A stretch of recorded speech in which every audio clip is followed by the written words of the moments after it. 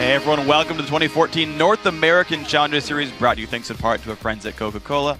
David Ficturli alongside me, as always, is Aiden Zyrene Moon. So I ask you every week, but I'm going to ask you again, how's it going? It's going pretty well, Freak. I'm going to give you the same answer I give you every week with that little bit of disdain in my voice. It's going pretty well, Freak. It's going on. It's going even better because I care so much about how you're doing every day. Today's quarterfinal matchup is coming up now.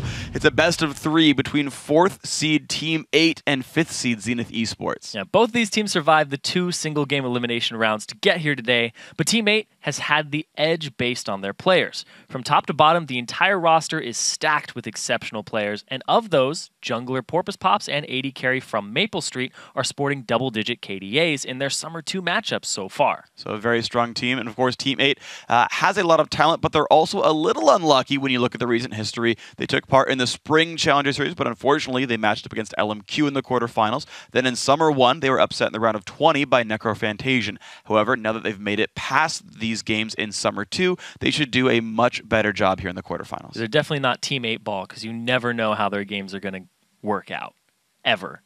You sit there and you're just like, try again later. And that's exactly what they've done 3 times now. But looking at the other side of this matchup, we have Zenith Esports, who are the underdogs in this one by a huge margin. But perhaps they like it that way. In the round of 20, they upset the number 2 seed when they faced Gamester Gear and came away with an impressive victory. Yeah, no slouches on this roster. However, they advanced to the round through the round of 10 due to a forfeit, so they're a little bit untested here compared to the rest of the teams in the quarterfinals. Yeah, and up to this point, Zenith Esports tended to run their compositions around AD Carry Genshu, who had a good game against Gamester Gear, but today he's not playing. Instead, we'll see GG Jessica Jung stepping in for him. The bot lane matchup is definitely something we have to watch today, Freak. Yeah, they've had that together for less than 2 weeks now. Going to see how that kind of pans out for the teams. But here's how the bracket shapes up as the action gets ready for today. Team Coast swept Denial Esports 2-0 yesterday and will play in the semifinals against the winner of today's matchup, which is Team 8 versus Zenith Esports. Then, next week, the quarterfinals wrap up when Curse Academy takes on Wasabi Gaming on July 19th and Team LawPro battles Cognitive Gaming on July 20th. The bracket we showed yesterday incorrectly listed next week's matchups,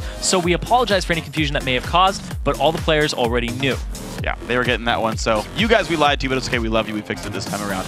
Now, of course, in the Challenger Series, victories are rewarded with points. At the end of Summer 2, the teams with these 6 highest scores will qualify for the playoffs.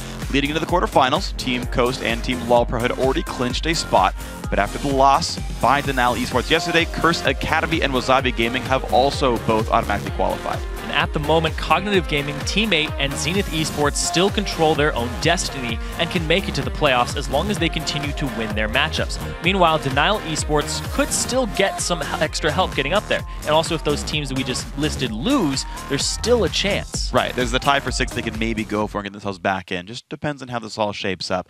Now, if you're in need of some help keeping track of all those Challenger playoff scenarios, all you got to do is hit up a web browser and tune into lolesports.com. Under the Leagues and Tournaments tab, you'll find scores, VODs of previous matches, team profiles, and everything else you need to follow the Challenger Series and the LCS all season long. All right, so guys, it's time for today's best of 3 matchup. About ready to go. Team 8 going up against Zenith Esports. Team 8 is a name we've probably talked about before in the Challenger broadcast. They're coming in as favorites. Yeah, they're coming in as favorites, but they've had consistency problems in the past.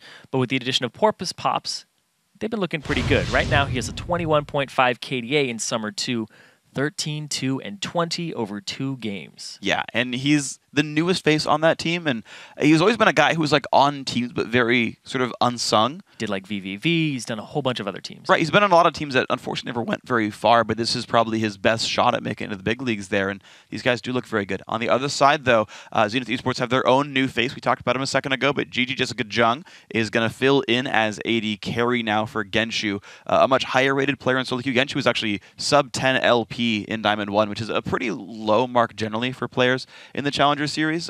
You see guys top of Challenger, you see guys 50 LP plus, so they've added a roughly 60 LP AD Carry here, and I think it's an upgrade personally. When you know when an AD Carry has less ranking than you, should just put Freak on your team, guys. I would lose to teammate. I'm just saying. That is true. That is true. You'd lose to a lot of things. I would. Yes. A lot of teams. I would lose to most teams. Yeah. That's all I can say. I mean, I got nothing else to say. Oh, I've played with you before. I know what you're like. Oh, wow. Yeah. But speaking of AD carries, we had to talk about Maple Street at the same time that we're going to talk about GG Jessica Jung. Maple Street, that double-digit KDA, 12.67 currently coming into this, and he becomes really the duelist of the bot lane, usually. Yeah, they just roam around and say, you know what, go ahead and take the 1v1s. I know last split we were talking about Altec being the best top laner of the AD carries because you just go by himself and be a Corki and get a bunch of farm. That's now Maple Street. Maple Street's now the best top laner among the AD carries in the challenger scene. And yeah, we'll see if the rest of the team can match up. I know he tunnels on champions like Lucian and Caitlyn a lot. These safe, like good auto farmers, good wave clear, so he can kind of be left on his own. And that kind of becomes an interesting sort of game plan is even though you normally don't tunnel on AD carry bans very much, there's two things that are interesting here. One is that Maple's champion pool is a little bit interesting in that he's not playing the hyper carries. And two, it's actually a play style thing. If he gets those champs, it allows teammate to play a certain way. Yeah, he usually goes for lane bullies and tries to dominate. Very similar style to Vasily, but sometimes he'll take the Tristana and Cog. But that's just coming into his champion pool because he loves Lucian. Yeah. It's his most played.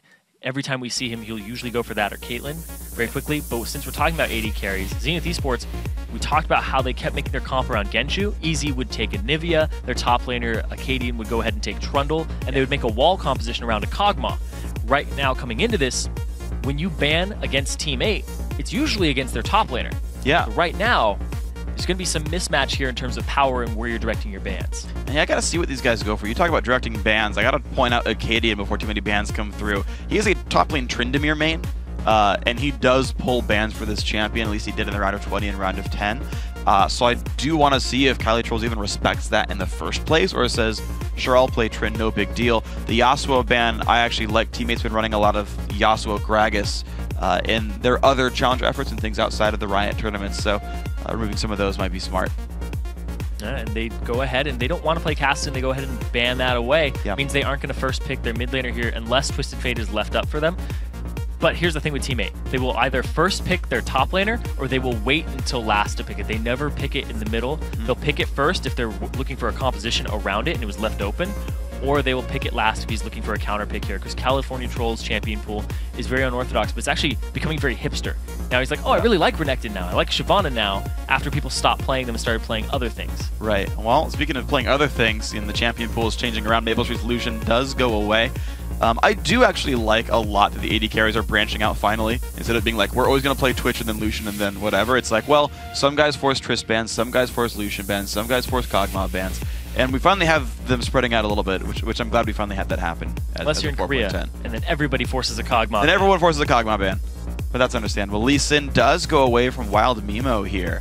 Does leave Elise as a potential first pick jungler then, with Eve also away from the pool. Yeah, I'm actually a little surprised here that Team 8 is banning out a lot of junglers coming into this, because they've been first picking their jungler a lot when they aren't picking their top laner first. Yeah. I've seen a lot of Evelyns be locked in first for them. I've seen a lot of Lee Sins recently. Yeah. When I was watching them and other stuff. But right now, just banning them away instead, making sure nobody gets a piece of that. And it might be the first pick Elise here. That would be my guess, but teammate knows better than me. Interesting. I don't know if that's actually a okay, yeah. I don't think you have to pick Caitlyn this early on. That said, yes, it's a shared champion. GGJJ's, which is he's shorthanding GG Jessica Jung. His top two are Lucian, Kate, just like Maple Street here. So I can actually see in this metagame in the real sense of the word metagame, where these two teams you compare how they actually function. Caitlyn becomes the first pickable champion, but like only if these two teams are playing. So there's a lot of options here. Like there's a lot of really scary things you have to consider. Who gets Kate? Who gets the top lane pick? Okay, it is going to be the Gragas. And yeah, who gets the Elise? Like, I wouldn't be surprised to see Elise Kate. Yeah, that looks like what they would be picking up here next to try and take those two away, because they put so much priority on that top lane Gragas right now. I was talking with California Trolls. He thinks it is the top lane best champion right now, and Lulu is right in tow. But since it was banned out, you have to fall back on something else like Renekton or Shyvana, possibly a Mundo, to try and deal with it. But he actually fares very well in those matchups. It's hard to bully him out, and he does a lot of damage early on.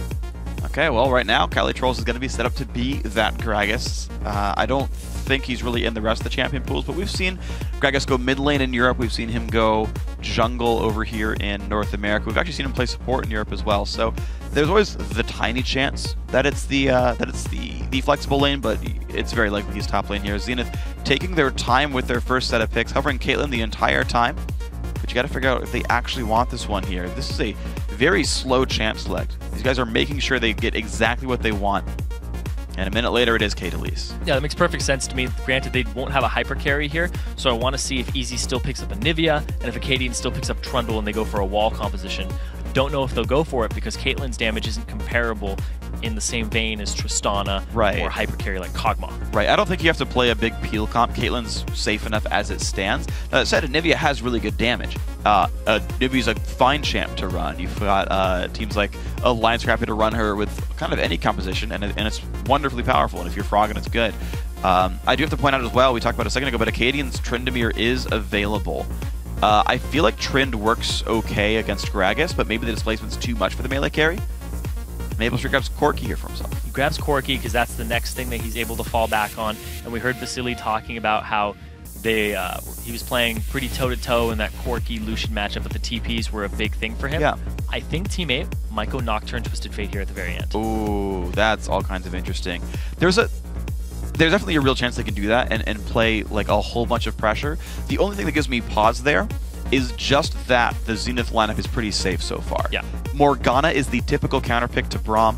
Caitlyn is super safe on her own. Elise can dodge gold cards all day as well. So there are some things that would fight that as well. The other thought I have for the Zenith comp is, again, because Tryndamere's up, you can pick a team that's very, very wave cleary. Grab a champion like Ziggs here for the mid lane, something that can just get rid of minions and allow the freedom for Tryndamere to 1v5 the rest of the game. And I want to know what exactly Zenith keys into. And they could take away the Twisted Fate, but no, it's going to be the Morgana Ziggs here for the wave clear. All right. And trying to prevent that, exactly what you said coming into it. So, I mean, they're well safe. set up to be defensive. They're very safe. They're very defensive here. They're looking for the wave clear and stopping Team 8 from pushing in, who are known as a very early game team. When they beat LMQ, it was very, very early on. Yeah, true. Look at that. There you go. Got our picks in here. That's awesome. So we got this going through. I'm just happy. Nailed it. This makes you feel so good when you crystal ball that stuff. Yeah, Nocturne TF. Okay, so Team 8, throughout the Challenger Series, whether they've been playing tournaments outside of the Riot events the last couple of weeks or even stuff within the round of 10, round of 20, they've been playing these aggressive early game teams, things with a boatload of pressure saying we're going to outsmart you, we're going to outwit you, and we're going to keep the pressure on and crush you guys with kills. Team 8 has that type of comp here where they can keep the pressure going in. Zenith have a very different sort of priority here where it's like if they can weather that storm, I feel like they actually outscale here. I do expect the trend to come through. It will be hard from the team fight with this, but I do want to see how this matchup goes. And they're just going to hover on Skarner, but I feel like Trend makes the most sense here. Yeah, I'm going to talk a little bit more about this entire matchup that's locked in here for Team 8. Yeah. They have so much map mobility and map control right now, and also when you use the Nocturne ultimate, it's very hard to see where the Twisted Fate is coming in on. You can come into a bush and you'll be like, oh wow, now he's in this bush. Just randomly the Twisted Fate appears behind you or in a spot that you have no vision of anymore. So this is a great composition that they've brought here together. Porpoise Pops was always known for his Nocturne play in the jungle, and he falls back on it regularly, even though it's not a typical meta champion right now, because he just has that type of presence of mind about the map. Now it's going to be the interesting case then for Team 8 if they can go on in. Zenith actually doesn't go for the trend. I'm sad. I wish it was, but he's fun to watch. It is Trundle, though, so he's actually picked that every single game they've played so far. The interesting thing is, yeah, it's not a type of team where you're like peeling for Cog forever and ever. It's not, you know, the comp they were running with Genshu before. So I do want to see what Trundle does here because we have not seen Trundle basically at all since Gragas came back into the picture here. I know Gragas tends to build tanky. Well, some of them do, right? So like maybe you get a bunch of stats you can steal. I know Nocturne won't. I know Dota won't ever actually have the real stats to steal from in the first place. So I want to see what the Trundle actually accomplishes here because it doesn't immediately make sense to me. Yeah, it's also a very different composition here in playstyle from Zenith Esports because now they have Jessica Jung, or GG, JJ. We ended up saying that Genshu was their linchpin previously. Now, completely different champions in the mid lane, in the AD carry position. Top lane's the same. Yeah. Trundle versus Gragas matchup. You steal AD from him, and resistances. It's not really a big deal. Yeah, the risks are low for a while. This is going to be something we're going to have to keep a big eye on because California Trolls likes to run away with the game, and he's going to have a lot of assistance from his jungler and mid laner. It is a very sustainy lane for what it's worth. I'm just kind of still going through the mind process in this one. Yeah, so we'll have to see what it ends up being. I do think that a little bit more AP-based Graguses have tended to be a bit stronger. The full tanks just, I mean, maybe they can get the displacement going. Maybe that'll work out. I am a little bit worried about the total damage output of Zenith. I think they have some. Honestly, Ziggs, of course, a very high damage champion. The fact that I feel like Zenith's bottom lane is set up for success, Kate Morgana just together is strong against Braum Corki. Okay, Braum can block some Caitlyn Qs, Braum can block a little bit of the damage coming out there, but in general, you've got so much poke ability and so few ways to get in from Braum Corki. The only really saving grace here is that Maple Street could break Black Shields to let Braum get in. That's actually a fun little synergy there where he's like, hey, I expect this counter pick here, I expect this to happen through, so I'll break Black Shields for you. Oh, cool, new kind of games coming in there. Same with Kog'Maw if you wanted to run him, for example. Some of the magic damage AD carries have new synergies there to think about when you get these matchups, and that's a little fun mind game to play and as you go into the game. But again, I think it just comes down to the fact that like Team 8 realistically are a very mid-game power spike focused team. 20 minutes is where all their playmaking happens, and if this all fails because of the high amount of disengage, and I guess maybe that's the reason for Trundle is just pillar and walk away, they've got to be really scared about Ziggs Kate. There's a lot of engagement here, though. Yeah, from Team 8. Of course, you have Gragas Barrel, you have Braum, you have both of those ultimates that are half global, I guess, half a map. Big thing here, though, is the map pressure. Because Dodo's going to roam. Last time we saw him on Braum, he roamed around mid every time he got the opportunity to, and he just left Maple Street alone. Even when it was 2v1 and Maple Street ended up dying, Dodo's like, I'm going to go make something happen mid. Yeah. They pick very self-sufficient 80 carries for Maple Street so that he can do that. Dodo, I want to see if he sticks to that game plan, because that's why they pick Braum for the slow on the Winter's Bite and then the stun follow-up. And honestly, I think it makes a ton of sense to do it that way. I mean, you think about the synergies he has. Stand Behind Me can be one of the best aggressive skills in the game. One of my favorite lanes is actually Braum Trist, because you can both jump in and you get like the double slow and the guy's like screwed. This is why no challenger team would want to have Freak on it. I like rocket jump in every time, and I'm not as good as Vasily, so it's going to fail. But yes, you're right. Don't hire me. I'm a bad player.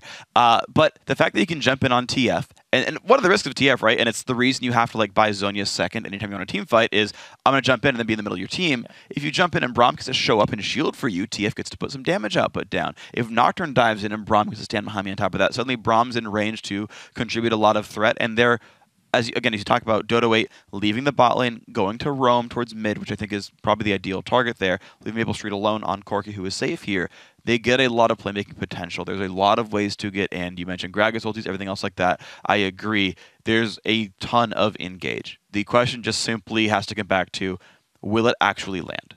That's just ultimately the question. The last game we cast of Team 8 was them facing off against Elements' team, Area of Effect in the round of 10. That was like a 70-kill game.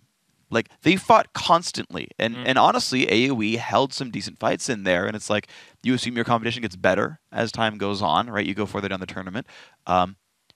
Maybe the disengage just does work. It's a bunch of long-range champs with escapes. Yeah, Team 8 has lost to teams that have been lower seeded before. For previous tournaments, they went against Necrophantasia round of 20. Dropped the game. Exactly. Yeah. They dropped to something. They dropped to it because they weren't familiar with the strategy. Now, if they're facing a different strategy here that they just can't really get their heads around, it's like so much disengage, but we can't engage on them, it may fall flat for them. We'll have to see what ends up happening here. But they did face each other on the Ranked 5s ladder about 3 weeks ago. You know, it was a little bit of a different patch, but Team 8 won in 20 minutes and 39 seconds. Yeah. It was a very quick game from them. Yes. But Zenith have since then gotten GGJJ. Yep, better players. See if that ends up working for them in the bottom lane. Let's see what happens. Right now, Hakuho and Dodo chilling next to each other. Interesting to note, Dodo, I feel like he went deep defense. So, I mean, he didn't go deep utility because they're missing out on... They're at 2.3 instead of 2.4k gold. So, he didn't go utility. So, Dodo's going to be poor this game. But also the fact that he doesn't even have biscuits is surprising to me, because then I feel like he hasn't even gone 9 utility either, because there's no other point you'd want at 9 points. So it might be like a gigantic, like 27 points defense tree Braum, who just wants to be this meat wall, and hopefully he can scale up with items.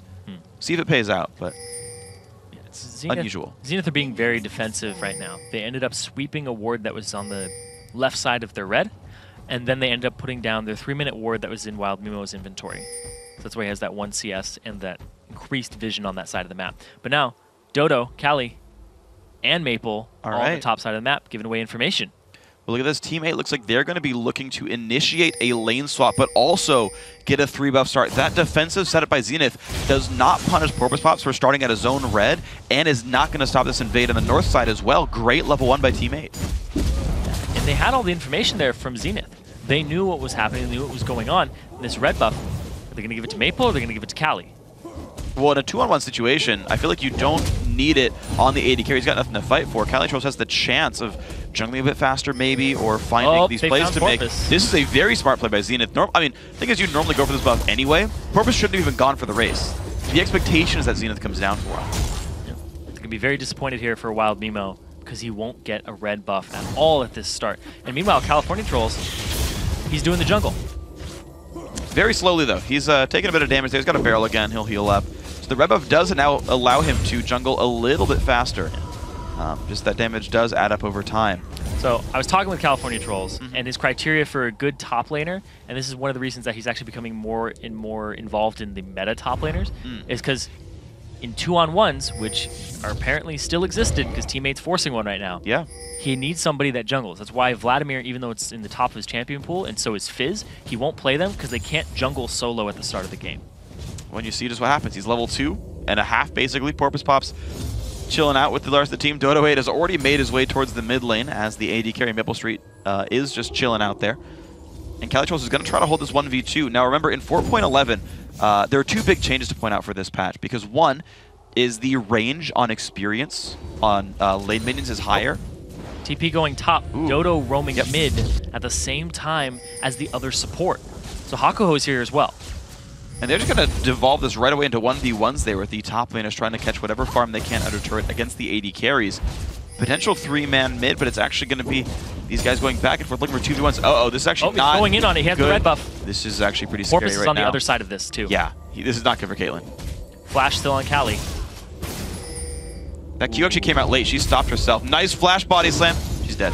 Nicely done. First blood coming in just after 4 minutes, and Calitrolls, the red buff Gragas, actually pays off. And that's really big for teammate as well. Calitrolls is the shot caller. When you shot calling from ahead, so much easier to do, and they start getting themselves some of this dragon control. They recognize the support Hakuho roamed mid to match Dodo's, immediately take advantage of that. And that's one of the reasons I like CC top laners in 2v1s as well, because they actually provide threat if you leave your support out of the lane. Complete lack of wards, easy to get the Nocturne in. Really perfectly played by teammate. Yeah, that was one of the things. It was, can you jungle? Do you have gank assistance? Do you have some type of sustain? And do you not run yourself out of mana? That's like another one. If you're resourceless, then you're fine. Hey, worked out. That was the kind of gank that Shyvana would not have helped Rekton possibly either. So hey, very well done there. Calitrolls making things happen. Mimo looking for a little bit of pressure in this mid lane, but right now not going to just find that. Easy keeps some wards down to keep this lane safe. And no surprise that Ziggs is up in CS here, but the problem is the rest of his team not doing so hot. Yeah, now it's going to be the 2-on-2s. Nice. Yep. Style points. Hey, lost some health, but hey, at least he looked cool. Hey, got out of the Tormented Soil. So didn't take that extra damage. Not so much torment for him. Yeah. Gragas actually heading up top right now. Maple Street backed, and he's going to go ahead and go bottom, and they're swapping it back. It's interesting. So they really, really, really want the 2-on-1s. Kaylin Morgana, it makes a lot of sense. It's one of the best lanes you can have against Braum Corki. So you hide from the matchup, let Maple Street farm somewhere else, have Braum's Qs be able to do something useful. Well, another thing is at the same time, if you're a very practiced team, again, and you're scrimming high-level opponents, like Teammate scrims a lot of really good teams, and you will 2v1 lane swap just to practice it. If you're Zenith Esports and you're not getting the same type of practices in, it's hard for you to learn. Absolutely. And then you're kind of learning on the fly while you're doing it in a very high-stress situation, so the calls get very panicked. And you got to hope that your shot caller still knows how these all play out. And right now, you're seeing a 900 gold lead for Team 8 just based on this early laning phase. The first blood is 600 of that, but another 300 just comes from the fact that they're winning just their farm game here. Yeah, Calitrolls 15 CS up, a kill up right now, and he's able to do a ton of damage to the support. They actually wrestled themselves dragon control by doing this move. And Porpoise Pops is in a great situation to gank wherever he wants. Also at the same time, Slushy just hitting 6, having the flash and the ghost. If he wants to gank Acadian, he can try and go for it. If he wants to gank top, he can go for that. There's a lot of options here for Team 8 with this open map and the fact that lane swap's in their favor. Well, right now, top lane not available till they get their jungler around Nocturne. Porpoise Pops is making his way towards level 6. This is now the available dive. They would have a 3-on-1 if they went for this one. Right now, he's still holding onto the lane. Turret is taking not a ton of damage. Maple's more interested in harassing Acadian than killing this turret here. Teammate happy to play a little bit slower of a game and just extend his laning phase to build bigger advantages. Another thing that's jumping out at me right now is Porpoise Pops has Quill Coat. He's not going for the Lizard Elder at all in the jungle on a Nocturne. Instead, he's going to go for the extra vision early and see what he can do to contribute to his team in that regard. Interesting. So Nocturne's going to be a tank here for the lineup. I want to know how much of it is frontline, how much of it is going to be damage dealers here. Calitrolls is going to open up with Rod of Ages, it looks like.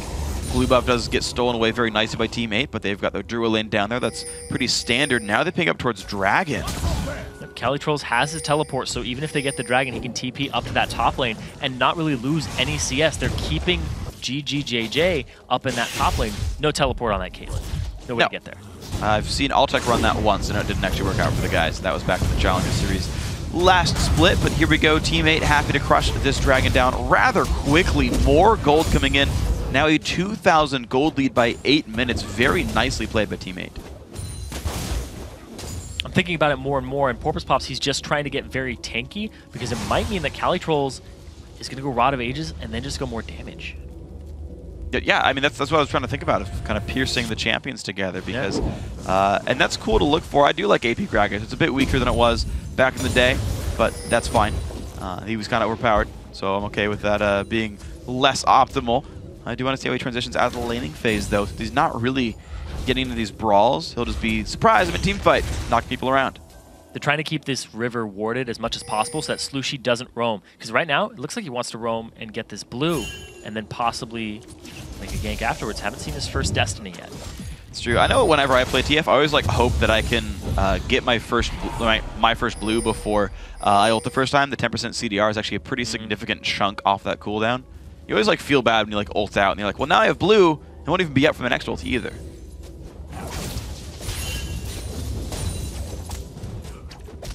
Just watching the map movements of both teams, having the river completely covered, and look at that.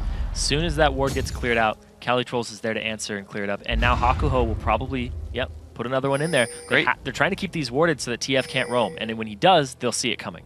Yeah, you can see very good warding has come out for Zenith to prevent that. Slushy being held down pretty well. His CS, though, still holding close to equal, so Easy's not exactly making progress in this lane. Even this ward right here on Slushy is really huge, the one that's in the lane, because that will show whether he goes left or right, right in front of his turret. Like right now, they wouldn't be able to see him because they have no minions, but because of that ward, it allows them to get tabs on TF.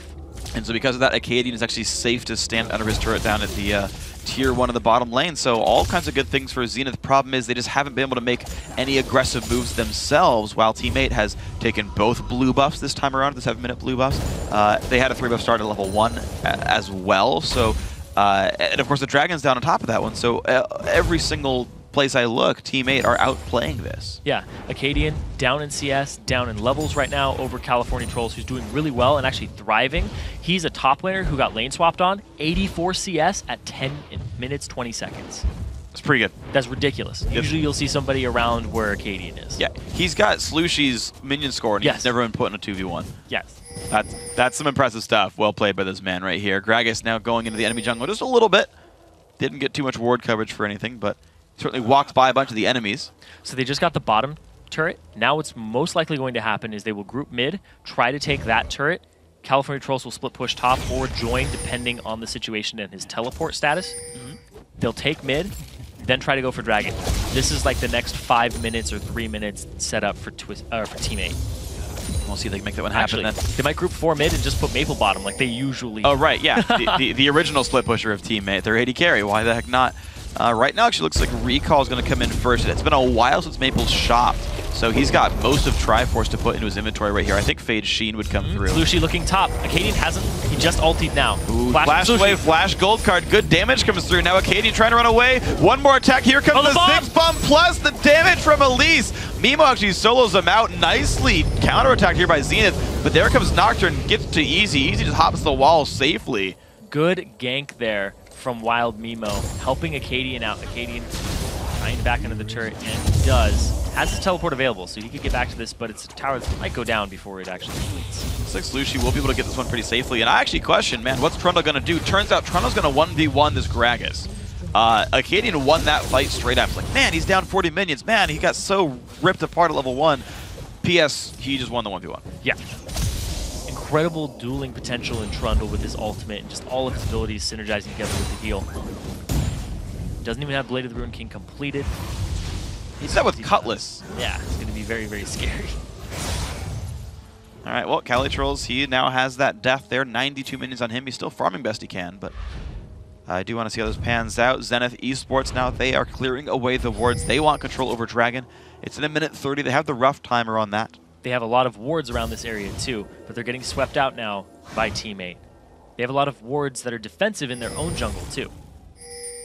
And there's the aggro onto the blue buff. Dodaway is around with the team. It's going to be the recall. No, sorry, the teleport in from Trundle. He's joined this fight. Agoho wants in on Porpoise Pops. That is a stun and a pillar now onto the Nocturne. He's forced to flash away, but he goes down. There's a Nocturne coming for Acadian. Maple Street joins the battle as well. This fight is a 5-on-4, but Zenith are pushed away. The jump on in. Trundle falls. So does Elise.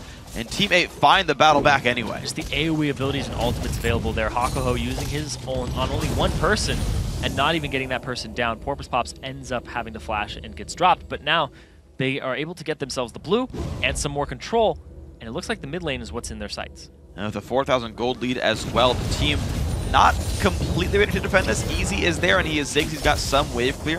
I want to know just how much Teammate actually gets to claim from this then. Right now it's a couple minion waves dying. Here's the next attempt. Easy could ult this to save the turret a little bit better, but he's forced to back up. There's the ulti. Now will they tank this? Yep, 2 more minions show up. This is going to be the turret claimed very securely by Teammate, using that 4v3 on the map to claim a turret. Now the question is, do they back? Because they have 20 seconds on Dragon. If they back now, they forfeit it. Nope, they're going to be forced to stay. They've got one more wave to clear in mid. You're seeing Slushie walk up for that one. GGJJ, similar idea here for the bottom lane, but the sweepers are out. The ward's going to be coming down. Tri-Brush going to be looked at, and uh-oh. And they're going for GGJJ. And the flash, the net, but it's still going to be right on top of Slushie's ultimate. Black Shield comes in. Will it be enough? No, it will not. Slushie picks up another kill, and that is now a very secure Dragon. And the Dragon's going to go over to Teammate. Almost definitely, Wild Mimo, he's looking for something else at the same time. He might just get a blue as a little bit of a consolation prize. Well, Acadian's looking for a consolation prize of his own, going to the top lane to push this turret down. Teleport is up for Cali Trolls, but he's actually forced he goes to top. teleport. Yeah, and will he get much? He's got the turret low. Acadian could have stayed to kill this. Instead, he's actually now stuck on the wrong side of the map. Cali chases this. He might go straight into Wild Mimo. This is going to be interesting. Yeah, Elise is lurking around. There's no wards on the northern side at all. Minion Wave's not going to be pushing in to drop turret aggro, though, so Acadian's going to have to take some damage for this one, but it doesn't even matter. The knockback doesn't mean much and just gets bursted through. Well done, Zenith. Yeah, it's a good map rotation there by Wild Mimo to pick up the blue instead of going and trying to contest the Dragon, and ends up where the TP was and no ward coverage. Yeah, exactly. Beautiful play by Zenith to get that one back. They are definitely fighting tooth and nail. The problem is they just keep falling farther behind because of objective control. 5,000 gold lead for Team 8. Even though they're getting answered back on, these guys are still making the better choices. Yeah, they're making a lot better choices across the board in the early game. They played the lane swap a little better. Granted, Zenith Esports are doing pretty damn well. Yeah, they are. Considering their position and how much people kind of voted against them. On the website, too. It was 89% for Team 8. Team 89%. Yep. Versus Zenith, people bought at 11%. It's a best of 3, first game in, feeling your opponents out. 4K up at 15 minutes. We've seen much larger gold leads in these types of matchups that people thought were one-sided. Sure, but right now it's still a lead you gotta really consider here. Team 8 doing the best they can. 2-0-1 on the Twisted Fate that did come through. Maple Street as well, 1-0-2 in the Corki. They tried to ban away his Lucian. They picked away his Caitlyn. Looks like the Corki's doing just fine, to be completely honest. There's these jungle builds across the board. Wild Mimo going with the Spirit of the Spectral Wraith on Elise. Porpoise Pops going with Hexdrinker second item. I'm surprised by Hexdrinker second, to be honest. Yeah. So I understand a lot of it in that he's not actually buying more health. So if he gets Trundle ulted, it actually doesn't affect him nearly as high. So that's kind of cool. And he is facing multiple magic damage dealers in the Ziggs, Morgana, and the Magic Pen Elise. So I do understand the choice of resistances. But it's a weird mix of like adding damage and midway through.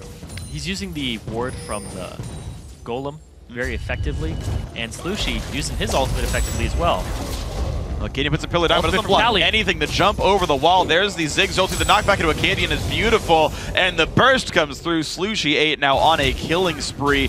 Corvus Pop's got to be careful, though. He's in the middle of 2 enemy champions. Hexbreaker already pops. 1 shot to go, and lives up to his name. Porpoise pops right there, thanks to Ziggs, who gets jumped up in the air as well, but Easy survives it. Now GGJJ, the ulti in towards Cali Trolls, not going to hit him, actually blocked up, and now Mimo forced into the air, chases down, can't get it. Maple Street with a great rocket to chase him down. Now Slushy jumps in with the flash, finds another gold card, the wild cards to follow, and that is another good fight. Teammate coming out just slightly ahead. Wild cards are easy to follow, but that team fight was not. Maple Street ended up flashing in front of the ultimate, the ace in the hole. It was a really good play there from him, and blowing his heel to try and keep California Trolls alive, and succeeding with it too.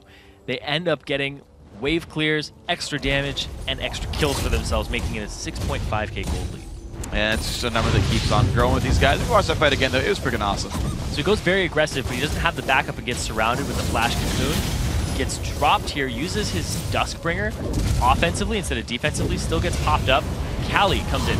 Easy almost dies right here, but then Maple Street, they make the call to defend him. Flashes right in front of that, ends up getting the heal off and saving his teammate there. Blown him up with a rocket. Yeah, he saved them both times. The flash and the ulti were required, I think, to keep Cali Trolls alive. So great play by Maple in that fight. Triforce, sorry, less per second, I disagree with, but at least his in-game play is good. It's very strange. the odd bro coming up big. General odd one, but it's Major Maple Street. It is an odd item build at the very least. That one I know about. Slushy is going to hold the bottom lane, though. Looks like you've got so many available split pushers. Gragas with TP, Twisted Fate in general as a champion, as well as this Corki that Maple Street likes to play, the escapable, high AoE champion. So I do want to see actually who gets the solo farm at this stage of the game and who's part of the main sort of crew. You're going to want some type of wave clear with it, but of course They all have their solo laners can. I'm counting Maple Street as the solo laner at this point. Yep, it counts. He's been soloing probably more than Slushy has. Yeah. I mean, that's not correct because he's down 2 levels. Pretty close. Well, I mean, Slushy's been ganking, so I guess those are technically so Slushy's jungling. Duo lanes when he gets up to the lane. But right now, just looking at the map, Zenith are just so defensive in their wards. They don't have a single ward past the river. That is always a risk. They have no idea where the enemy team is unless they're being aggressive on them. So Zenith's playing very defensive and not trying to get preemptive moves, but they're using reactionary moves to try and get advantages, and it hasn't worked. It hasn't so far, but just maybe you catch someone out in the right spot and suddenly everything falls into place. That's going to be the hope here for Zenith. They need something to get them back into this game. Constantly playing passively and waiting for a better late game is not a real snare for these guys. GG. He's got nowhere to go. This is not happy for the Caitlyn. EQ comes out, but wildcards will miss, so it is a solo kill. But a kill nonetheless for a TF ulti's worth it. Yeah, and you have to be very defensive against this team. Zenith Esports, with their composition, is all wave clear and just defensive power, and the fact that you have all these globals. You just saw it right there. You get picked off if you overextend. Wards can't help you in that case.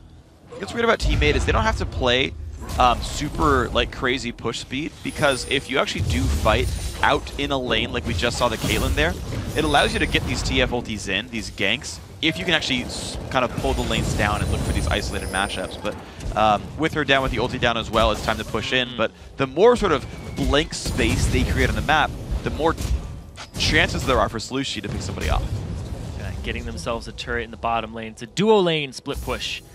And it's much easier to split push when you're ahead. You just use those people who nobody can really 2v2 or 1v1, and then you just cause pressure that has to be answered with a bit of a lopsided numbers. All right, now though, Teammate with the lopsided numbers down here. 3v0 on the Dragon, no problem at all. Ah, he missed the cannon. That's happened a lot this game. I saw California Trolls miss a cannon up top, underneath turret. You know who doesn't miss cannons? Braum. He's got a relic shield. Actually, he's got a Targon's brace now. No, now he's got to face the mountain. He just bought. I eventually got there. I was a little bit behind the times. Boom, all of them. A little slow. But 200 extra damage in the execute. Pretty easy. So far, he's gotten him. Just saying. Some supports miss it, though. For Thresh, it's hard. Yeah, Thresh it is hard. I am always afraid when I have like a Thresh in solo queue, and I'm like, all right, you open Targons. Like, I'll trust you to last at the cannon, but Don't screw me here. And usually it works out. My faith is usually well placed in my teammates. Is that why you are not in Challenger? It's all those thresh lanes? Yeah, it's always the support's fault. I played perfectly every single game. Yeah, never blame me. I take back all of my previous comments. Yep, I'm perfect. Calitrolls is trying to get ward control for himself, though, on this top side. He's going with the Sheen second, so that might be the Iceborne, the Groa Iceborne build that was sort of the first build I think we were seeing with Gragas. I think it's actually definitely one of the best ones here. The ones we were seeing in Korea, a lot of people in NA, when they were trying to pick up Gragas, didn't go for that build. Some people went Athene's top. It was like, okay, kind of not the best build. Then when we started seeing the Roa come out, it was like, okay, now he feels good because it gives him every stat he could possibly want. Yep. And the fact that a health gives him more damage on his W too. True. All kinds of painful stuff here. So Gragas is going to be the top lane split pusher. It is back. What? It's percent of their HP. Yeah, percent of their HP. But it does give you more health on your passive, basically. Yeah, and health gives him more damage because he's alive longer. Boom. There you go. Synergy. Found it. The 1-3-1 split push, though, TF does stay in the mid lane so he can reach everybody. Porwis Pops takes a fair bit of damage. The binding comes through. Wildcards hits him from his own team. Doesn't deal damage, but exists. Got to cheat at the poker hand. Yep. See what his teammate was rocking. A gold card. I haven't seen Slushie miss a card lock, actually, this game. Oh, he's really good at that. Yep. Slushie is actually a fantastic mid laner. Like since we're talking about LP, he's D1 45 LP, but that's definitely not reflective of his skill level. Yep. He's playing pretty much perfectly this game, and he's been one of the big forces for his team overall. 4-0-2 in this game, holding up in CS versus the Ziggs, which is a pretty good mark for a player. We're seeing Maple Street right now just continue to split push in the bottom lane. He's still powering up. Infinity Edge likely to be his next choice, but I guess you can't guarantee that in either way. 4 sweepers already out for the team as well. Blue buff still under control. Teammate just strangling the map right now. Oh, 10,000 gold up. He's taking a lesson from Kobe here. Calitrolls has Lichbane. All right, cool. Professor Kobe teaching a class. He did. He talked about that one. I want to see how that build pans out for him. Plenty of pain available. 212 AP so far, so it's about 200. Actually, no, it got nerfed, right? It used to be 0.75. I don't remember the Lichbane damage numbers anymore. I don't really play with a Lichbane because yeah, you're a jungler. Junglers. AP Evelyn with Lichbane, dog. Don't you know? Oh my god. Ever since the E changed to physical damage, it's not worth it. It's okay. Sad. I think it's a 0.5 ratio. Now I'm just silly for not knowing anymore. I used to know everything about every item. I'm falling off, man. Quit, retire. Because all your 80 carries build in the Lichbane. Oh my gosh. Yeah, it is 50%. Okay, I was right. Yeah. I just wasn't 100% certain anymore. We don't get the nice little luxury of checking things. No. We're just watching the screen. We don't get our own computers. They don't like us enough. Bottom lane and inhibitor are going to be attacked down to half HP. We do have wonderful Arthur's voice in our head telling us when things go right. So he told us it was 50%. It's the case. I trust him. Shoutouts to Arthur. Or Aaron, or any A name you want to go for here. We change it up every week. Team He's displeased with this conversation topic. Teammate in the mid lane, still pushing on. They do bring Maple back to the mid lane here. They've gotten the bottom lane tier 2 gone. Easy is clearing out as best he can. And really, there's just not a lot of turret damage coming through. Teammate are trying to outposition their opponents, but Zenith aren't making it easy. They're staying tucked inside their base, safe from TF. 25 minutes in, playing extremely safe versus the Twisted Fate, and they don't have a single ward past their tier 1 turrets. Nope. It's very dark on that map. They can at least see the routes back and forth between those outer turrets, the ones that are left over, but that is all they get to see. They have no vision of Theron, they have no vision of when Dragon might have died or respawned. The buffs aren't theirs. Yeah, it's a very difficult place to play from when you just don't have information. Every bush could have a Garen in it. Even though he's not even on the map. Yep, this is how it works. Garen is in every brush at all the time. Until you check it. Yep. Schrodinger's Garen. Yep. Usually the answer is no, but sometimes they pick him. But you can't even be sure. Calitrolls, level 14, same as Acadian, and that is the exact play he didn't want to make. He goes for the fight, but there is TF. Can he win the 1v2? Actually, I think the answer is yes. Gragas holding the flash, the gold card. Never mind, the answer is no after all. Very well done, Slushie saving his teammate, getting the kill for it. Top lane tier 2 died at the same time, despite being a 3v4. Nocturne really comes in, looks pretty easy. The knock up from Dodo, that is a kill picked up. Look at that, teammate. Just flip a switch and everyone dies. And look at that, the TP coming in. They're going to go ahead with a healed up Calitrolls, going for the turret. Zoom, zoom, turret goes down. Distortion boots on the Ninja Tabby just to make sure he can get out there faster. On top of all this, bottom inhibitor going to drop as well. Team 8's got to be a bit careful of Caitlyn. They don't actually stay for the inhibitor. They're respecting the kill pressure. At the same time, though, they're pushing in that middle tier 2. They're just applying multi-point pressure here. With a still huge no numbers respawns yet. advantage, yeah. It's just now a 5v4, 10 more seconds on Ziggs. There just is no easy fight for these guys. Kylie forced to run away. Caitlyn would not kill him with the ulti. Solution ghosts in, gold card lands, wild cards come out, hits the cocoon. This is a dangerous place to be if your TF flashes. Not gonna matter. Kill comes through anyway, 10-5 right now. But this has got to be a bit of a risk right there. Hakuho goes in, looks for Porpoise Pops, gets the exhaust down. That's going to be him locked up. The damage coming through flashes the wall, though, to try to stay safe. Porpoise Pops, though, might not get out, and he doesn't. Easy picks up the second kill here. 5v3 on the map. Maple Street forced to flash away as well. A lot of summoners lost now by the team. Calitrolls, though, wants to keep the pressure on. Look at this one. It's the sneaky fat man. Nobody ever saw him coming. Well, they see him now, gets the inhib. I don't know if he has a way out. Woo! He's got flash. He just does repel, does get into range. The nice knockback, but here comes Easy. He actually did satchel charge the wall, and Calitrolls gets out. Puts a couple of dances in. That was really well done. He's not even going to run away. He wants more. He's creating enough pressure that there's really no Baron attempt possible for these guys. The minions would flood in too quickly. So Team 8, they do go overall down in that fight, but it's 2 inhibitors dead. That's all but the game. Things that Calitrolls does seem really reckless when you just watch them. You're like, that was super calculated. Maybe. We were watching his Lee Sin all the time. He kept going in every time. I remember to be fair, he had like the most deaths that game of that's anyone true. on his team. I was talking with some bronze players, and they were like, man, it's Lee Sin after my own heart. He makes bronze plays with challenger skill levels, so they always work out. It's pretty great. It just, whenever he presses Q, it just hits it again. Oh, yeah. You can't even make the choice. It just automatically reactivates. He bound that. It's a macro. It just hits Q twice whenever he presses it. Porpoise Pops? Yeah! Spell Shield. Still gives 30 gold to the Morgana, though. He just walked all over that tormented soil. Yep. Didn't seem to care. Treading his feet, kicking mud. Yep. I feel like tormented soil should make Maokai grow. Just because, you know, soil and trees. If it's tormented, though, it should, like, strangle him to death. I mean, he's already tormented, though, with all the dark magics of the world. Doesn't really affect him very much. Teammate, though, uh-oh, Hakuho, there we go. That's going to be a very unhappy Morgana. The kid has to be unhappy as well. Puts the pillar down, but it's still going to let the team walk in on this one. He's got nowhere to go. Gets the ulti down, puts the heals in. Not going to be enough. Slushy helping the team pick up another kill. Now Wild Mimo on the wrong side of the tracks. Calitrolls just going to chase him out for now. The rest of the team close this game out in a 4 versus 2. Spider lunges forward. Oh, the sliding barrel. It's like the taunt down, drinking up with the W. Killing Spiderlings. Why not? Get Wild more Mimo gold goes human from it. form. He knows he's dead. And they're killing the base right now for teammate. Same time, he's just chilling with it, making sure nothing happens. GGJJ.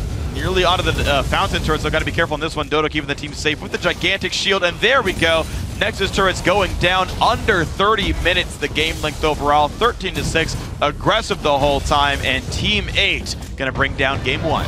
About 17K gold lead coming out for them at the 30-minute mark with 1 second. Yep. A little bit over. 39:01. Ah. Still, I got to say, great game. They played exceptionally well. You called the picks, you know, TF Nocturne going to play an aggressive style. The first pick, Gragas as well. And it was like, all right, guys, we're just going to wrest control of your map. Zenith a couple of times overstepped.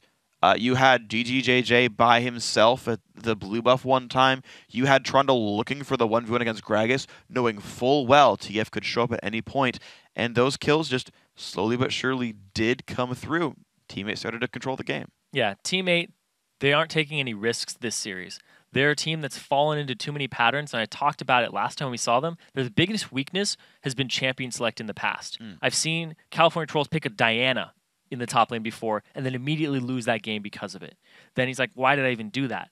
So then he starts going with something he's more confident on. They don't risk their team comp, and that's a big change coming into Summer Series 2 now, is that they're just going to play what they are best at and what they can get. They aren't going to mess around. They're going to go full in on this, and it showed right there with their team comp. They were taking no mercy. Yeah, it's like the old Cloud9 style when they were like the undisputed #1 in North America was like, look, we've got these like 3 comps that work every single time.